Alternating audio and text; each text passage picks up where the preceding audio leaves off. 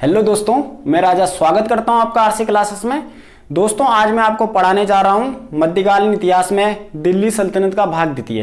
इससे पहले मैंने इसका प्रथम भाग कल अपलोड कर दिया था और उसमें मैंने आपको कुछ इंपॉर्टेंट पॉइंट और साथ में कुतुबुद्दीन ऐबक के बारे में पढ़ाया था।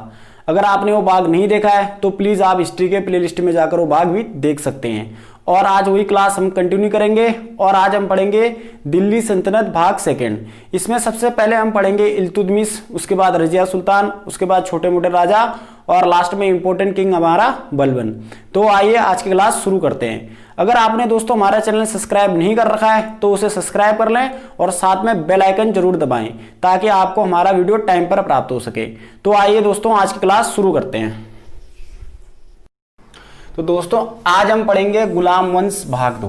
इससे पहले मैंने इसका प्रथम भाग अपलोड कर दिया था जिसमें मैंने कुछ आपको फैक्ट बताए और साथ साथ मैंने आपको कुतुबुद्दीन ऐबक के बारे में बताया था। अगर आपने वो भाग नहीं देखा है तो प्लीज़ आप प्लेलिस्ट में जाकर वो भाग जरूर देखें। कुछ इंपॉर्टेंट पॉइंट उसमें मैंने बता रखे हैं जो किसी भी परीक्षा के लिए बहुत महत्वपूर्ण है। तो आज हम पढ़ेंगे गुलाम वंश भाग 2। और दोस्तों वीडियो को ज़्यादा से ज़्यादा अपने दोस्तों के साथ इसे शेयर करना है। तो गुलाम वंश और आज हम पढ़ेंगे इसमें इल्तुतमिश के बारे में। इंपॉर्टेंट पॉइंट बन जाते हैं इससे और इससे अक्सर परीक्षा में प्रश्न पूछ लिए जाते हैं। तो इल्तुतमिश ने 1210 से 1236 तक दिल्ली सल्तनत पर राज किया और ये एक शमसी वंश का था, मैंने आपको कल ही बता दिया था। और देखिए इसमें नेक्स्ट पॉइंट है, यह कुतुबुद्दीन ऐबक का दामाद था, तभी इसको हम क्या कहते हैं, गुलामों का गुलाम कहते हैं। पूछा गया क्वेश्चन है कि दिल्ली सल्तनत में गुलामों का गुलाम किसे कहते हैं, तो आपका इल्तुतमिश को कहते हैं। नेक्स्ट पॉइंट है इसमें, भारत में तुर्की शासन का वास्तविक संस्थापक। इंपॉर्टेंट पॉइंट है, अगर यहीं पे देखिए भारत में तुर्की शासन का संस्थापक पूछा जाता तो आंसर होता कुतुबुद्दीन ऐबक, और यहाँ पर है वास्तविक संस्थापक तो आपका आंसर होगा इल्तुतमिश। तो भारत में तुर्की शासन का वास्तविक संस्थापक हो गया आपका इल्तुतमिश। नेक्स्ट पॉइंट है इसमें, भारत में मुस्लिम प्रभुसत्ता का वास्तविक संस्थापक। इंपॉर्टेंट है क्योंकि जब वास्तविक आएगा तो आपका इल्तुतमिश ही आएगा। क्योंकि देखिए कुतुबुद्दीन ऐबक ने मात्र लाहौर से ही राज किया था, वो दिल्ली आया नहीं। उसने कैपिटल लाहौर बनाई और वहीं उसकी डेथ हो गई, वहीं उसकी कब्र भी हो गई। नेक्स्ट हो गया पॉइंट इसमें, दिल्ली का पहला सुल्तान इल्तुतमिश। इंपॉर्टेंट, कंफ्यूज नहीं होना है। भले ही दिल्ली सल्तनत है तो मैंने आपको बता दिया है कि कुतुबुद्दीन ऐबक दिल्ली नहीं आया और नहीं वहां से उसने शासन किया। तो दिल्ली का पहला सुल्तान वो आपका इल्तुतमिश और इसने ही दिल्ली को राजधानी बनाया था। इंपॉर्टेंट है। नेक्स्ट है आपका इसमें पॉइंट, गुलामों का गुलाम कहा जाता है या गुलाम का गुलाम कहा जाता है इल्तुतमिश को, क्योंकि आपका देखिए कुतुबुद्दीन ऐबक था गौरी का गुलाम और ये था ऐबक का गुलाम। कुतुबुद्दीन ऐबक का गुलाम था आपका इल्तुतमिश। नेक्स्ट पॉइंट है वेरी वेरी इंपॉर्टेंट, पीसीएस में रिपीटेड क्वेश्चनों में से एक है ये, मंगोल नेता चंगेज खां भारत की उत्तर पश्चिम सीमा पर इल्तुतमिश के काल में आया था। क्वेश्चन पूछा गया, अगर आप उत्तराखंड का दो या यूपी कोई भी स्टेट लेवल में तो ये क्वेश्चन पूछा जाता है। तो मंगोल नेता जो चंगेज खां है भारत की उत्तर पश्चिमी सीमा पर इल्तुतमिश के शासनकाल में आया। वह अपने भतीजे मंगबरनी का पीछा करते हुए यहाँ आया और उसके बाद 1224 में जब मंगबरनी भारत से चले गया तो उसके साथ साथ ही आपका चंगेज खां भी यहाँ से चले गया। नेक्स्ट पॉइंट है देखिए कुतुब मीनार, मैंने कल आपको बताया था कुतुब मीनार का कार्य स्टार्ट करा आपने आपका कुतुबुद्दीन ऐबक ने, लेकिन कुतुब मीनार जो पूर्ण किया वो किया इल्तुतमिश ने। पूछा गया क्वेश्चन है और इम्पोर्टेंट है। मैंने सिलेक्टेड पॉइंट ही अपने वीडियो में शामिल कर रखे हैं जो बहुत इंपॉर्टेंट है। तो प्लीज़ वीडियो को अंत तक देखें और ज़्यादा से ज़्यादा अपने दोस्तों के साथ इसे शेयर करना है। नेक्स्ट पॉइंट है, न्याय चाहने वाले व्यक्ति लाल वस्त्र धारण करके इसके दरबार में आते थे। नेक्स्ट पॉइंट है, इल्तुतमिश ने इक्ता व्यवस्था प्रारंभ की। क्वेश्चन पूछा गया है तो इल्तुतमिश ने कौन सी व्यवस्था प्रारंभ करी, इक्ता व्यवस्था। इसमें सैनिक और जो गैर सैनिक होते थे उनको क्या मिलता था, नगद वेतन के बदले उनको भूमि दान में दी जाती थी। अब देखिए जो इक्ता है एक अरबी शब्द है और इसका अर्थ है आपका भूमि। ऐसे हिंदी में भी क्वेश्चन पूछे जा सकते हैं कि इक्ता कौन से देश का शब्द है, तो अरब का है। नेक्स्ट पॉइंट है इसमें, बगदाद के खलीफा अल मुंतिसर बिल्लाह से मान्यता प्राप्त करने वाला प्रथम मुस्लिम शासक। पूछा गया क्वेश्चन है। 1229 में खिलत का प्रमाण पत्र इसको प्राप्त हुआ जिससे वह वैद्य सुल्तान व दिल्ली सल्तनत स्वतंत्र राज्य बन गया। तो इम्पोर्टेंट है कि ऐसा शासक था जिसको खिलत प्राप्त हुआ और वह एक वैद्य सुल्तान बना प्रथम और दिल्ली सल्तनत स्वतंत्र राज्य बन गया। अभी हमने इससे पहले क्या बोलते हैं बगदाद के खलीफा, ये पॉइंट नहीं पढ़ रखा है। देखिए पैगंबर के बाद अगर उनमें सर्वोच्च स्थान था तो आपका था वो खलीफाओं का, तो उनसे परमिशन लेनी पड़ती थी। इसको उससे परमिशन मिल गई थी, तब दिल्ली एक स्वतंत्र क्या बना, राज्य बना और वहाँ का ये स्वतंत्र राजा बना। नेक्स्ट पॉइंट है इल्तुतमिश ने सर्वप्रथम अरबी सिक्के का प्रचलन किया। क्वेश्चन पूछा गया है, तो किसने सर्वप्रथम अरबी सिक्के का प्रचलन किया? तो इल्तुतमिश ने। जो इसने चांदी के सिक्के निकाले अपने टाइम पर वो कहलाए आपके टंका। जो चांदी के कॉइन थे वो कहलाए टंका, पूछा गया क्वेश्चन है। जैसे बांग्लादेश का होता तो खाली टका होता, चांदी के कहलाए इसके सिक्के टंका, और जो तांबे के सिक्के थे वो कहलाए जीतल। दोनों क्वेश्चन पूछे गए हैं। ऐसा क्वेश्चन भी पूछा गया कि जीतल किसने प्रचलित किया था, किसके शासनकाल में चला था? तो इल्तुतमिश के। और ऐसे टंका भी, और इसकी जो टकसाल थी वो दिल्ली में थी।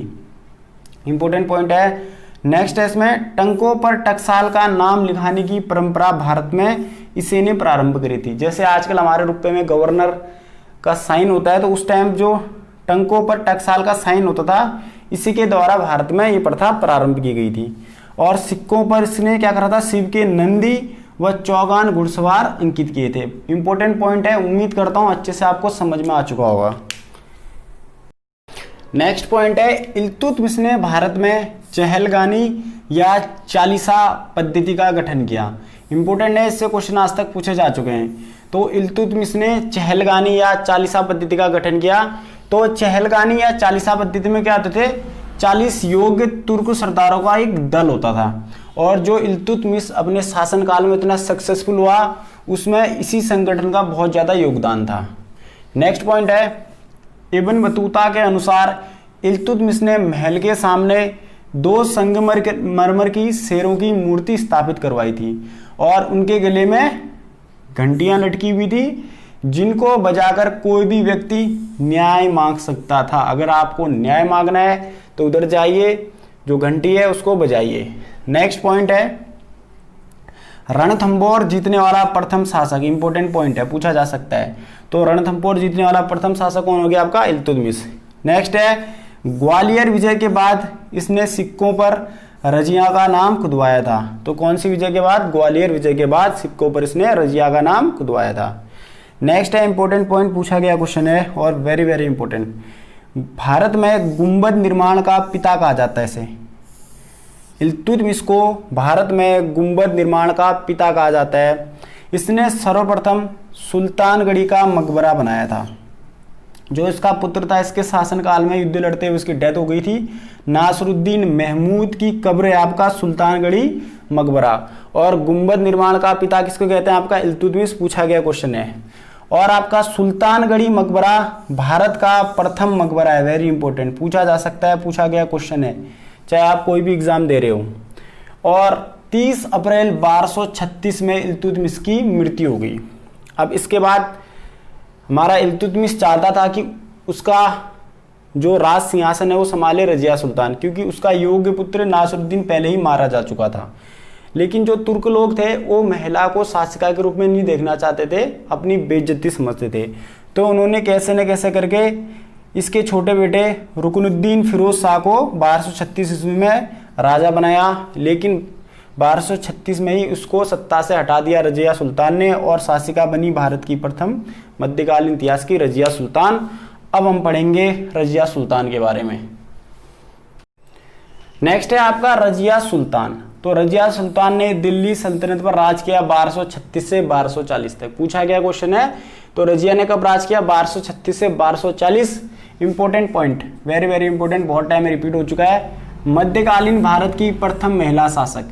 तो मध्यकालीन भारत की प्रथम महिला शासिका कौन है? आपकी रजिया सुल्तान। अब इसमें कुछ प्रमुख बिंदु हैं जो अक्सर परीक्षाओं में पूछ लिए जाते हैं। सबसे पहला बिंदु है आपका ग्वालियर विजय से वापस आने पर इल्तुतमिश ने रजिया को अपना उत्तराधिकारी घोषित किया था। पूछा गया क्वेश्चन है।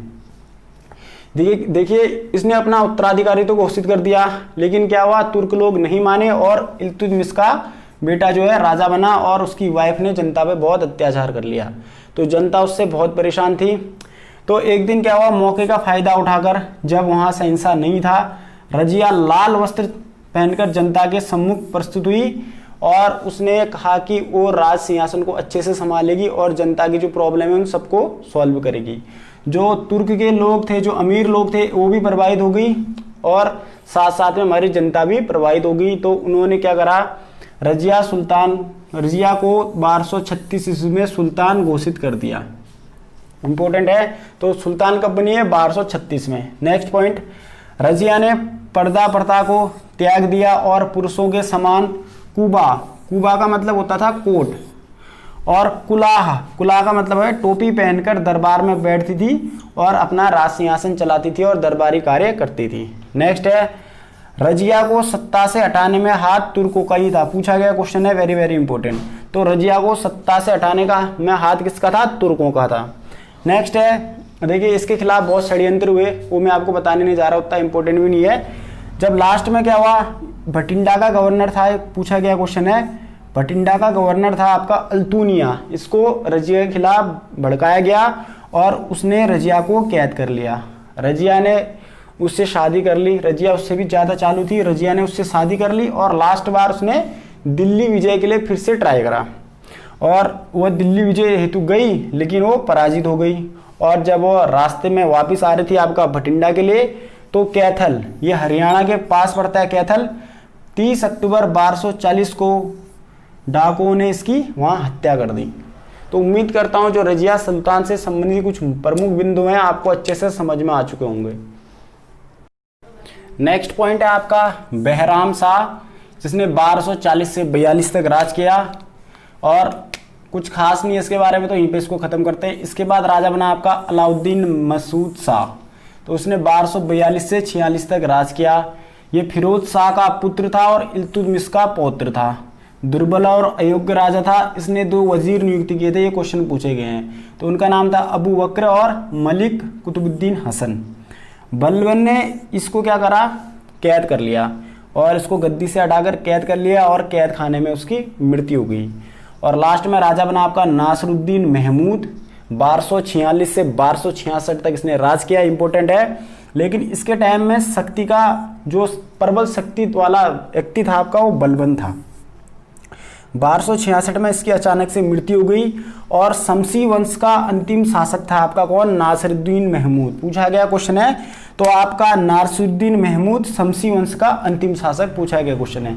इसमें एक क्वेश्चन और पूछा जाता है, इसने बलबन को 1249 में उलूग खां की उपाधि दी, ये क्वेश्चन पूछा जाता है। और उलूग खां किसकी उपाधि थी, तो बलबन की थी। और किसने दिया आपका, तो नासिरुद्दीन महमूद ने। और साथ में उसने सेना का उसको पूरा कंट्रोल दे दिया और नायबे मुल्कात का पद भी दिया। अब हम इंपॉर्टेंट पॉइंट पढ़ेंगे बलबन, क्योंकि इससे आज तक बहुत क्वेश्चन बने हैं। नेक्स्ट आपका है बलबन, इंपॉर्टेंट है, इससे अक्सर क्वेश्चन पूछ लिए जाते हैं। तो इसने 1266 से 1286 तक राज किया। इसका नाम था पूरा गयासुद्दीन बलबन और इसको एक उपाधि भी दी गई थी उलूग खां की।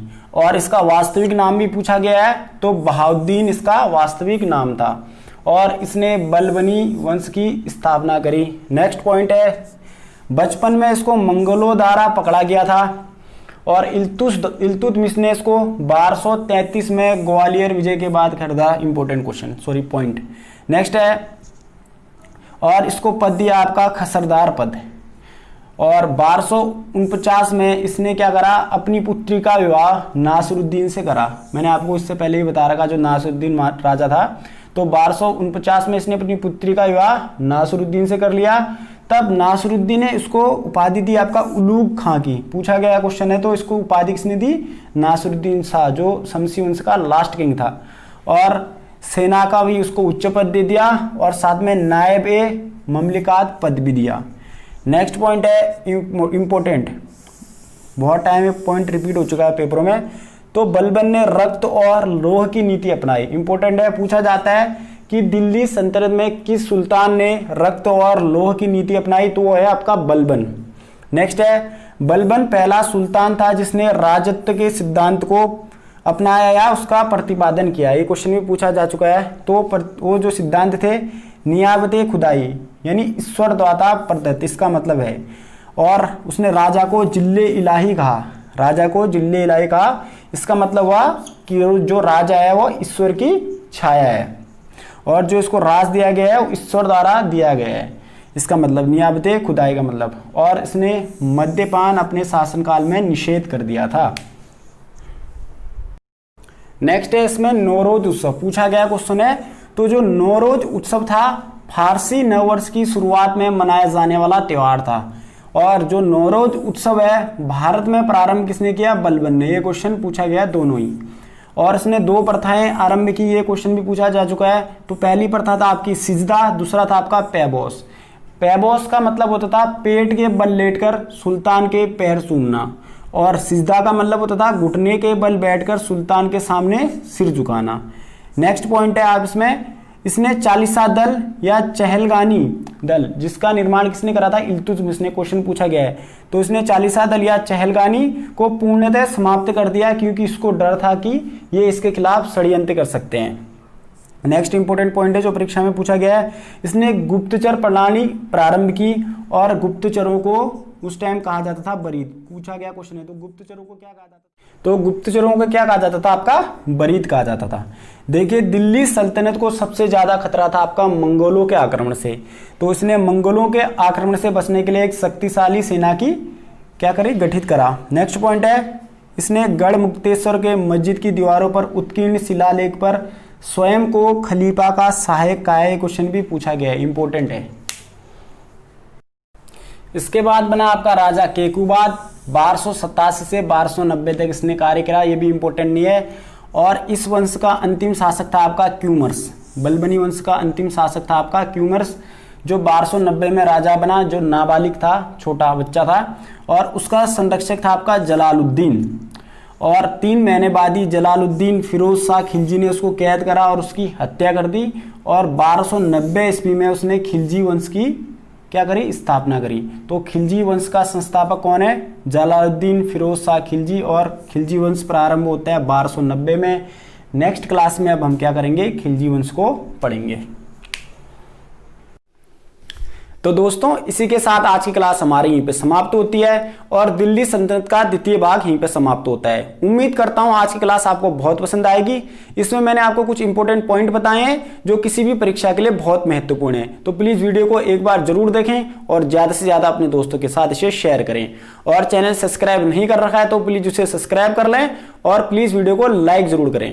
तो दोस्तों मिलते हैं नेक्स्ट क्लास में, तब तक के लिए जय हिंद।